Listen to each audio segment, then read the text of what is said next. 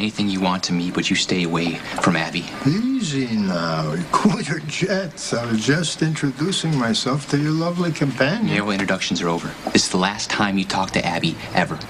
So high-strung. I gotta admit, I like your fire, kid. But there's really no need for it. I'm just a harmless old man with a new lease on life. What's a big deal about me trying to make a few new friends? We're not friends. Well, not yet. Listen, I sympathize with your plight. Two young lovers defying the world to be together is a beautiful thing. It gets me right here, every time. I don't have to explain to you what kind of hellhole I've been stuck in for the past 5 years. Dear, Pentonville is a lonely, soul-sucking pit. Sure does make you appreciate life on the outside, though, doesn't it? And clearly, you've already been appreciating the finer things in life. I mean, look at this lovely creature. It would be such a shame if something ever happened to separate you two. Abby and I are just fine, and nothing's going to change that. I sure hope not. I'm already a big fan of you two. And from what I hear about this Brandon sicko, nobody should be spending any time in prison for wasting that piece of garbage. You don't even deserve to be prosecuted, dear. Thanks. Now, I can't make any promises, but I might still have a connection or two up my sleeve. I wouldn't mind making phone calls on your behalf. Didn't you say you wanted to hire a contractor? I'll be handling things on my own now, okay? If you want to help me and Abby out, you just stay away from us. Fair enough. I have no doubt that a strong, independent young man like yourself will be able to handle whatever comes his way. Your daddy must be very proud. You're in very good hands, dear. You two have a lovely evening.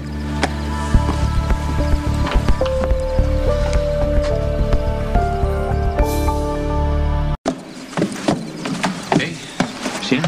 Hi.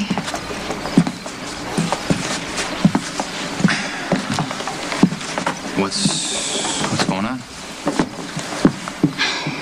I'm fine. Just kind of personal. I'll just tell you about it later. No, stay here with Michael. It's okay. I'll just, I'll take off. I'll meet you at Kelly's later, okay? Just I'll call you in a few. Okay, all right.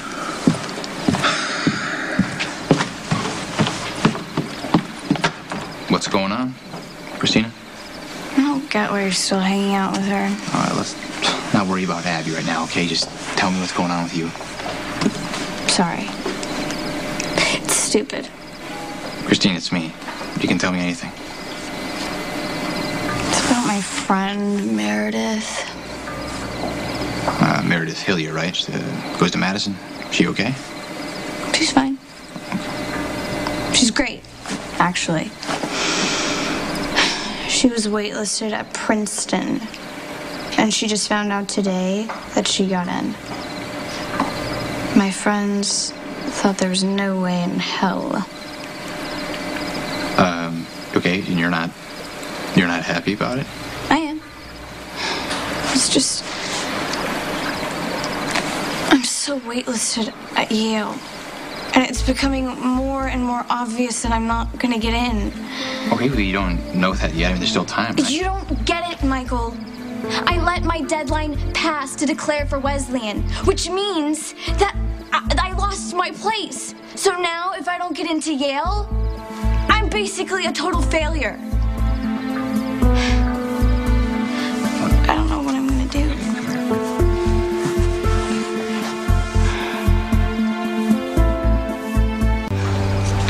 Hey. Hey. How are you? I'm good. How are you? Is Chrissy okay? Not exactly. She's pretty much convinced her life's over if she doesn't get into Yale. She's still being waitlisted or something. I'm not exactly sure how it works. That sounds pretty stressful. Yeah. I feel bad for her. None of it really makes any sense to me, though. Why not? Her whole life is riding on what college she gets into. Now she's going to be totally crushed if Yale passes on her.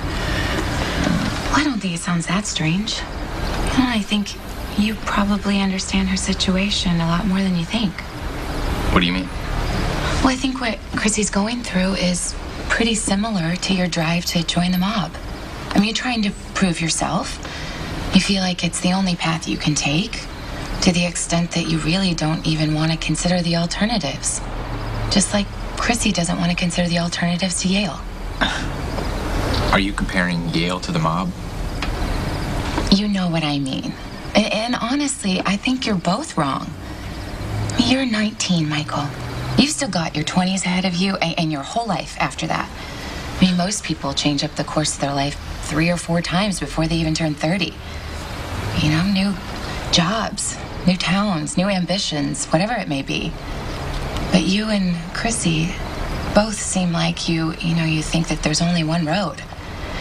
When the truth is, I mean, you have a choice every day about how you want to live your life. Look, and even if you can't get that point across to your sister, you can still lead by example, by keeping your options open, by making smart decisions. Why does this suddenly seem less about Christina and more about Anthony Zacchara? Admit it. You talking to Anthony Zacchara earlier really scared me. You shouldn't trust a word out of that guy's mouth.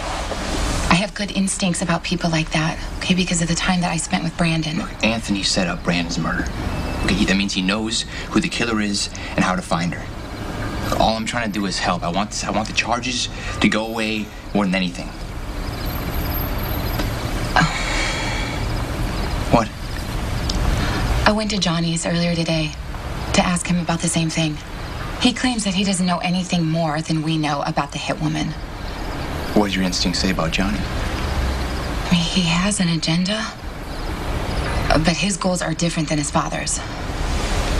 And? And I think that Johnny genuinely wants to help us. Okay, then maybe we should let him.